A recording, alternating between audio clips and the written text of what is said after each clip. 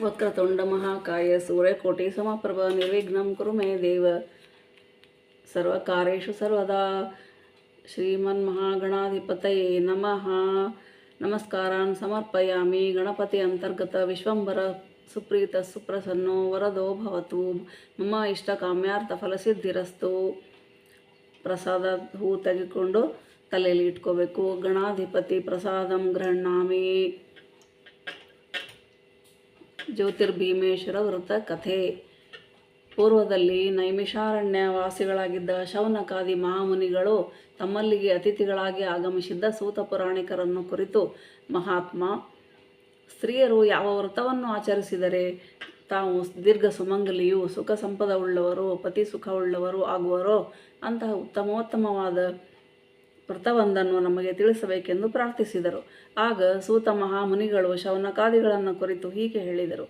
ಮುನಿಶ್ರೇಷ್ಠರುಗಳೇ, ನಿಮ್ಮ ಅಭಿಲಾಷೆ ಲೋಕಕ್ಕೆ, ಅದರಲ್ಲಿಯೂ ಸ್ತ್ರೀಯರಿಗೆ ಹಿತಕರವೂ ಶ್ರೇಯಸ್ಕರವೂ ಆಗಿರುವುದು. ಆದ್ದರಿಂದ ಪರಮೋತ್ತಮವಾದ ಒಂದು ವ್ರತವನ್ನು ನಿಮಗೆ ಹೇಳುವೆನು. ಅದನ್ನು ಆಷಾಢ ಮಾಸ ಕೃಷ್ಣ ಪಕ್ಷದ ಅಮಾವಾಸ್ಯೆ ಎಂದು ಆಚರಿಸಬೇಕು. ಆ ವ್ರತದ ಹೆಸರು ಭೀಮನ ಅಮಾವಾಸ್ಯೆ ವ್ರತ ಎಂದು. ಅದನ್ನು ಕುರಿತು ಈಗ ನಿಮಗೆ ವಿವರಿಸುತ್ತೇನೆ. ಶಾಂತಚಿತ್ತರಾಗಿ ಕೇಳಿರಿ. ಹಿಂದೆ ಸೌರಾಷ್ಟ್ರ ದೇಶವು ವಜ್ರಬಾಹು ಎಂಬ ರಾಜನಿಂದ ಪರಿಪಾಲಿಸಲ್ಪಡುತ್ತಿತ್ತು. ಆ ರಾಜನಾದರೂ ವೀರನೂ ಧೀರನೂ ಮತಿವಂತನೂ ಆಗಿದ್ದನು. ಈ ರಾಜನಿಗೆ ಜಯಶೀಲನೆಂಬ ಕುಮಾರನಿದ್ದನು. ಅವನಾದರೂ ಅತಿ ಸುಂದರನೂ ಸದ್ಗುಣನೂ ಆಗಿದ್ದನು. ಆದರೆ ಕಾಲವಶದಿಂದ ಆ ಕುಮಾರನು ಯುವಕನಾಗಿರುವಾಗಲೇ ಮರಣವನ್ನು ಹೊಂದಲು ವಜ್ರಬಾಹುವಿಗೆ ಆಘಾತವಾದಂತಾಯಿತು. ಕುಮಾರನ ಮರಣದಿಂದಾಗಿ ತನಗೂ ತನ್ನ ಪಿತೃಗಳಿಗೂ ತಿಲೋದಕವನ್ನು ಕೊಡುವವರಿಲ್ಲವಾಯಿತೆಂದು ಚಿಂತಿಸಿದನು. ಹೀಗಿರುವಲ್ಲಿ ಅವನಿಗೆ ಒಂದು ವಿಚಾರವು ಹೊಳೆಯಿತು. ತನ್ನ ಮೃತ ಪುತ್ರನಿಗೆ ವಿವಾಹವನ್ನು ಮಾಡಿದರೆ ಆ ಹೆಣ್ಣಿನ ಮೂಲಕವಾಗಿ ತನಗೂ ತನ್ನ ಪಿತೃಗಳಿಗೂ ಸದ್ಗತಿ ಒದಗಬಹುದೆಂದು ಆಲೋಚಿಸಿದನು.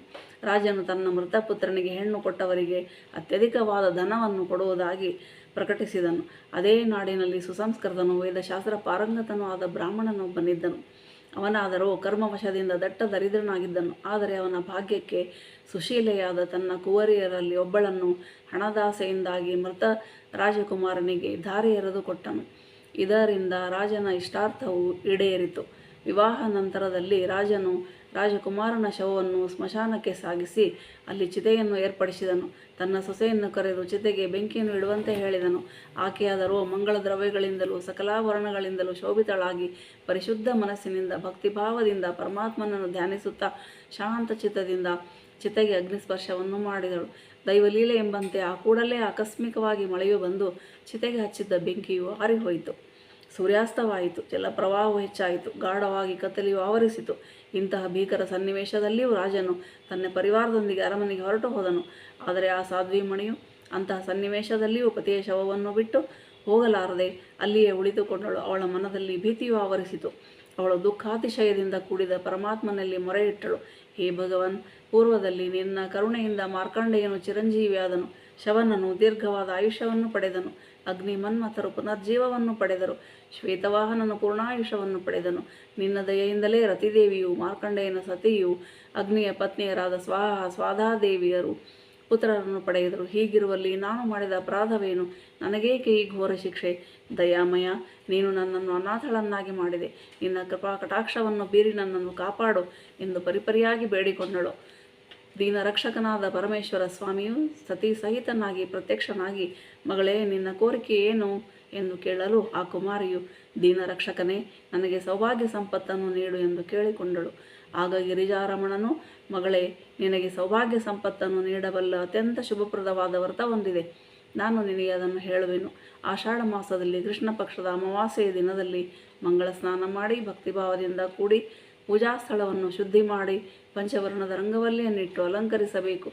ಶುದ್ಧವಾದ ಅಕ್ಕಿಯ ರಾಶಿಯನ್ನು ಹಾಕಿ ಅದರ ಮೇಲೆ ತುಪ್ಪದಿಂದ ಉರಿಯುವ ದೀಪಸ್ತಂಭವನ್ನು ಇರಿಸಿ ಅದರಲ್ಲಿ ನನ್ನನ್ನು ಆವಾಹನೆ ಮಾಡಬೇಕು. ಅಂತಹ ದೀಪಸ್ತಂಭದಲ್ಲಿ ಅಷ್ಟಮೂರ್ತಿಗಳ ಭೇದದಿಂದಲೂ ಭವಾದಿಯಾದ ಮೂರ್ತಿಗಳ ಭೇದದಿಂದಲೂ ನಾನು ಇರುತ್ತೇನೆ. ಈ ಸಕಲವಾದ ಮೂರ್ತಿ ಭೇದಗಳಲ್ಲಿ ಅತ್ಯಂತ ಇಷ್ಟವಾದ ಸ್ನೇಹಿತನು ಚಂದ್ರನು ಒಬ್ಬನು. ಜ್ಯೋತಿರ್ಮಯನಾದ ನನಗೆ ಭೀಮೇಶ್ವರನೆಂದು ಹೆಸರು. ಈ ದೀಪಸ್ತಂಭವು ನಾನೆಂದು, ಜ್ಯೋತಿ ಸ್ವರೂಪನೇ ಚಂದ್ರನೆಂದು, ನನ್ನನ್ನು ಮಹಾಲಿಂಗ ಸ್ವರೂಪನೆಂದು ತಿಳಿದು ಭಯಭಕ್ತಿಯಿಂದ ಆರಾಧನೆ ಮಾಡೆಂದು ಹೇಳಿ ಅನಂತರ ಪೂಜಾಕ್ರಮವನ್ನೇ ಹೇಳಲು ಉಪಕ್ರಮಿಸಿದನು. ಈ ವೃತ್ತವನ್ನು ಮಾಡತಕ್ಕವರು ಮೊದಲನೆಯ ವರ್ಷ 100, 2ನೇ ವರ್ಷ 200, ಹೀಗೆ 9 ವರ್ಷಗಳವರೆಗೆ ವೃದ್ಧಿ ಕ್ರಮದಿಂದ ಕಡುಬನ್ನು ಮಾಡಿ ನೈವೇದ್ಯವನ್ನು ಮಾಡಬೇಕು.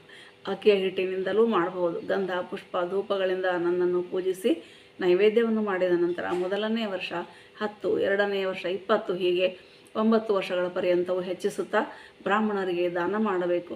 ನೀನು ಭಕ್ತಿಭಾವದಿಂದ ಈ ರೀತಿ ಮಾಡಿದರೆ ನಿನ್ನ ಪತಿಯು ಸಜೀವಿಯಾಗಿ ಮೇಲಕ್ಕೇಳುವನು, ಇದರಲ್ಲಿ ಯಾವ ಸಂಶಯವೂ ಇಲ್ಲ ಎಂದು ಹೇಳಿ ಮಾಯವಾದನು.